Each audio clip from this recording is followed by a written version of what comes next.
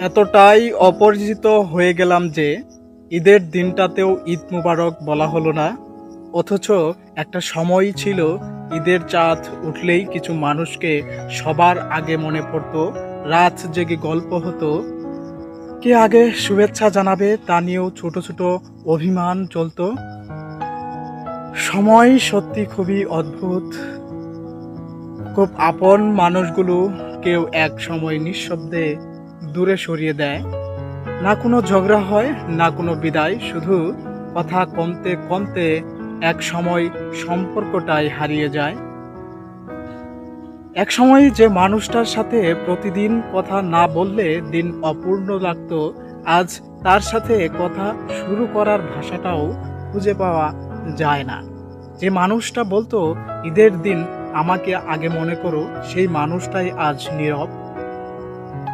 ঈদ এখনো আসে আগের মতোই, আকাশে চাঁদ ওঠে, নতুন কাপড়ের গন্ধ ছড়িয়ে পড়ে, চারিদিকে হাসির শব্দ শোনা যায়।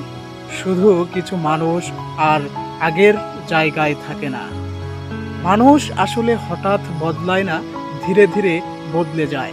অভিমান জমে থাকে, দূরত্ব বাড়ে, ব্যস্ততা মানুষকে আলাদা করে দেয়। তারপরও একদিন বোঝা যায় এক সময় খুব কাছের মানুষটাই এখন সম্পূর্ণ অপরিচিত ব্যক্তি।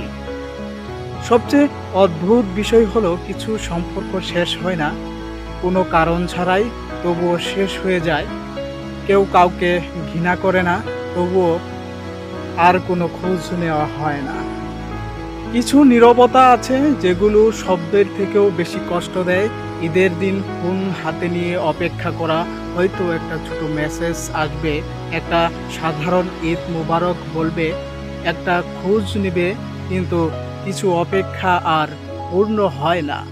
জীবনের সবচেয়ে গভীর দূরত্ব হয়তো তখনই তৈরি হয় যখন দুজন মানুষই একে অপরকে মনে রাখে, কিন্তু কেউ আর এগিয়ে এসে কথা বলে না।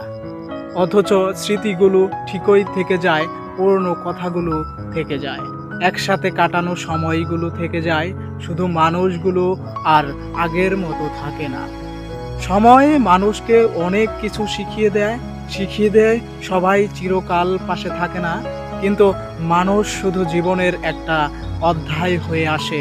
সময় শেষ হলে তারা নিঃশব্দে হারিয়ে যায়। তবুও ঈদ এলে পুরনো কিছু মানুষের কথা মনে পড়ে, যাদের সাথে এখন আর কোনো সম্পর্ক নেই, তবুও মনে পড়ে, কারণ কিছু মানুষকে জীবন থেকে হারানো যায় না। আর হয়তো এটাই জীবনের সবচেয়ে নীরব বাস্তবতা। এক সময় যে মানুষটার সাথে ঈদের আনন্দ ভাগাভাগি হতো, আজ তার কাছ থেকেই আসে না একটা সাধারণ ঈদ মুবারক।